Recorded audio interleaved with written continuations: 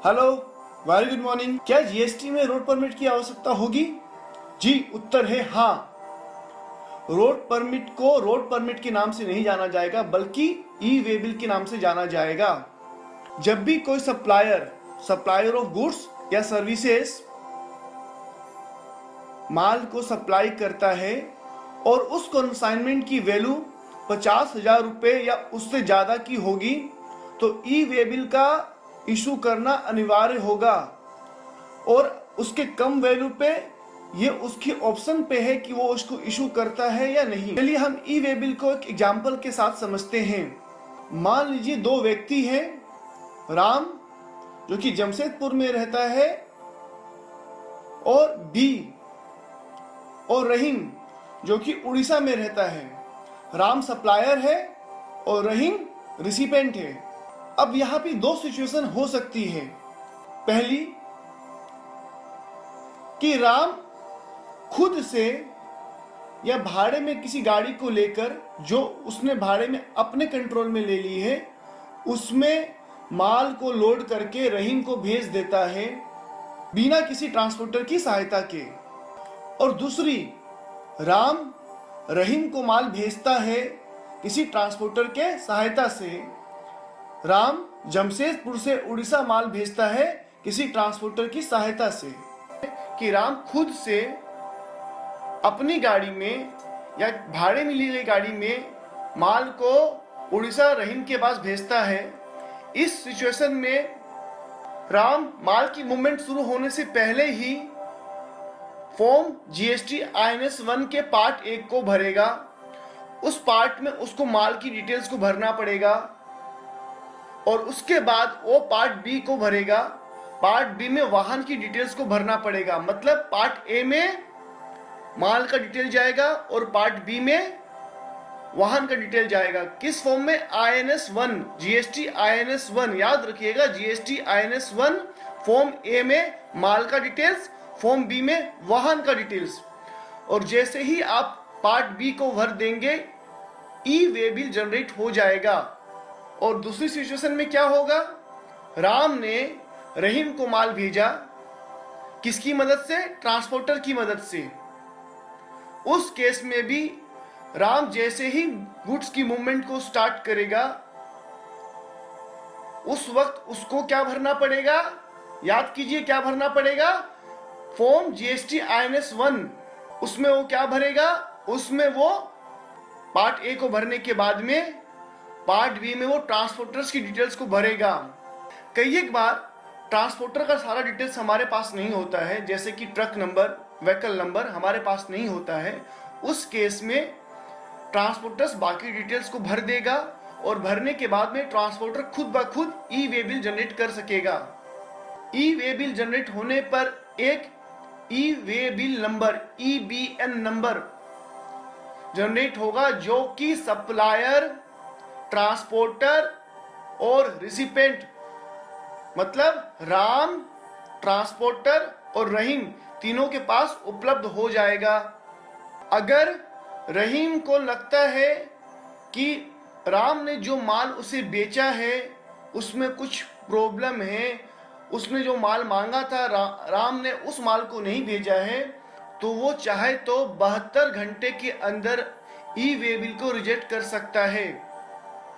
मगर अगर उसने 72 घंटे में ई वे बिल को एक्सेप्ट नहीं किया या रिजेक्ट नहीं किया, तो ये माना जाएगा कि ई वे बिल एक्सेप्टेड है from the initiation of E way bill.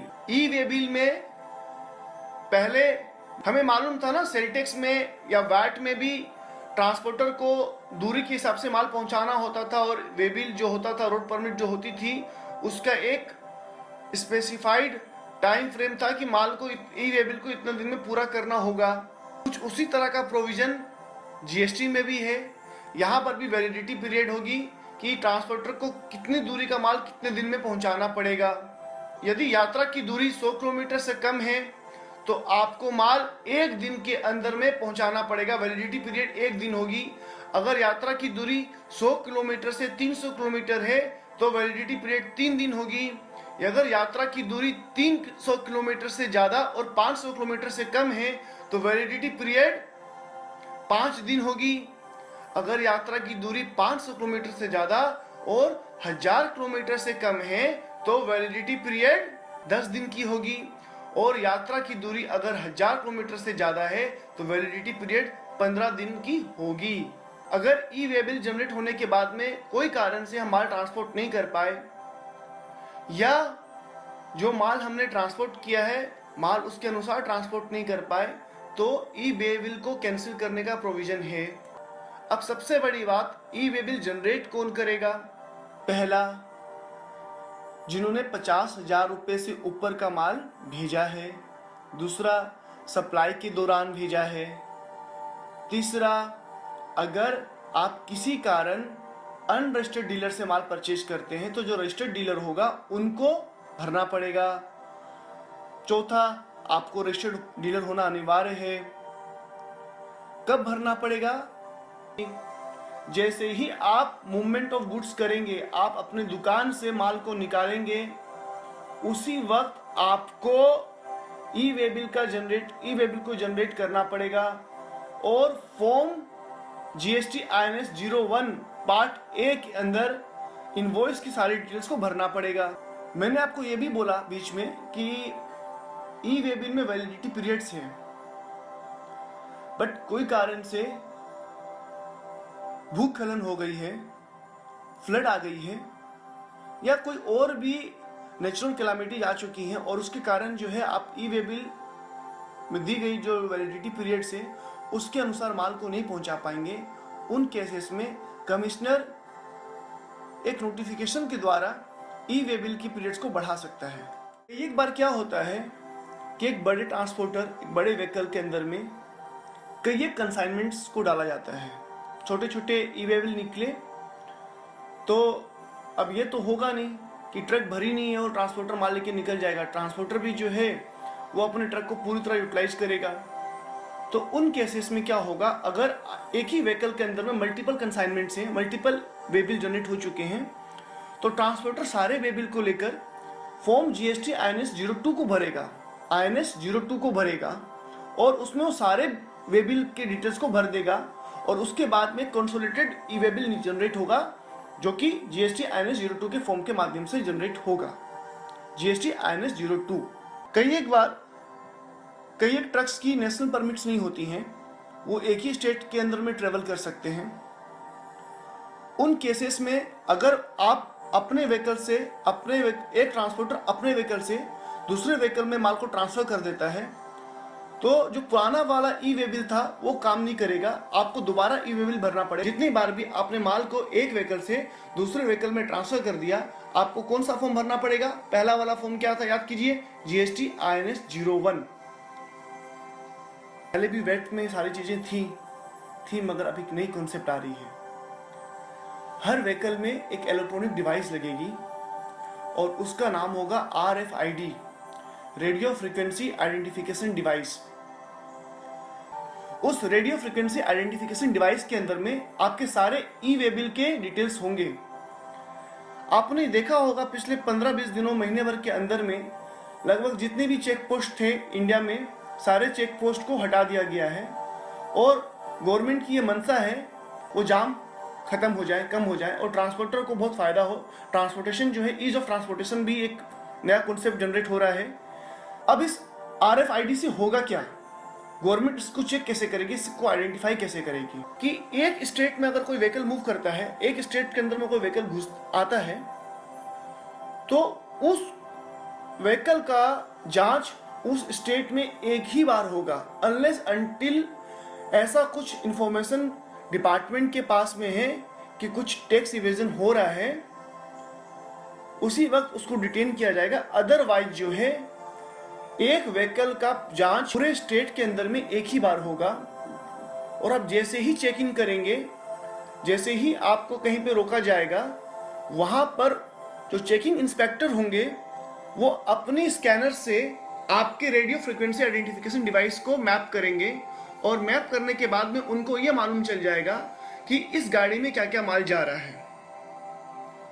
अब इसमें एक प्रोविजन और भी बढ़िया हुआ, वो ये मैंने कहा आपको कि एक व्हीकल एक स्टेट में एक ही बार जांच होगा, और जिस भी व्हीकल की जांच होगी प्रॉपर ऑफिसर को उस व्हीकल का पूरा detail part A of GST INS 03 में 24 घंटे के अंदर में भरना पड़ेगा।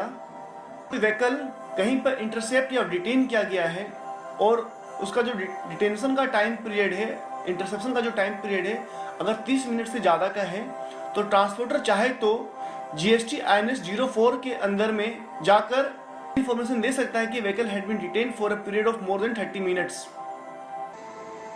और आपने इन नियम का पालन नहीं किया तो क्या होगा? अगर कोई भी इंसान, उस इंसान में ट्रांसपोर्टर भी है, सप्लायर भी है, ये जानते हुए भी कि ट्रांसपोर्टेशन के वक्त में इनवॉइस का होना, ई वे बिल का होना, RFID का होना अनिवार्य था और इसका उल्लंघन करता है, इनवॉइस में जो सामग्री की डिटेल दी गई है, जो गुड्स की डिटेल दी गई है और जो माल लेके वो जा रहा है वो अलग अलग है, अगर उनको ये सारी जानकारियां होते हुए भी गलत ट्रांसपोर्टेशन करते हैं तो उस केस में उन ट्रांसपोर्टर्स के ऊपर में 25,000 रुपये तक की पेनल्टी लग सकती है। इस चीज का क्लियर प्रोविजन एक्ट में दिया गया है धारा 122(3) के अंतर्गत, CGST धारा 122(3) के अंतर्गत।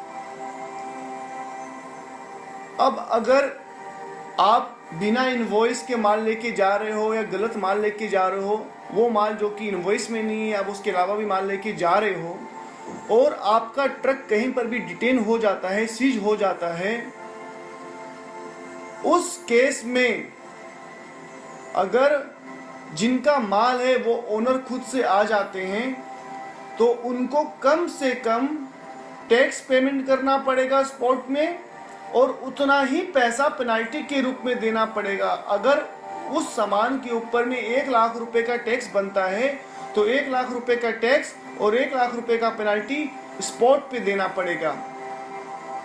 अगर उस गाड़ी में एग्जम्प्टेड गुड्स जा रहे हैं जिन पे टैक्स नहीं लगता है, 0% की रेट से लगता है, उस केस में जो सामान का वैल्यू होगा उसका 2% व 25,000 जो ज़्यादा होगा देना पड़ेगा। के ओनर नहीं आते हैं और आपको माल छुड़वाना है तो उस केस में माल का वैल्यू का 50%, टैक्स का 50% नहीं बोल रहा हूँ, माल की वैल्यू का 50% आपको देना पड़ेगा और उसके बाद माल लेके जाना पड़ेगा।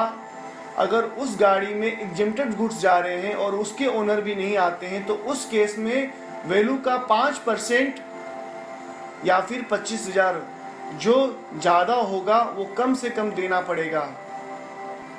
तो आइए एक नई भारत की शुरुआत करते हैं, GST को समझते हैं, समझाते हैं एवं भारत को सजाते हैं। GST को अपनाइए। जय हिंद, जय भारत। Thank you.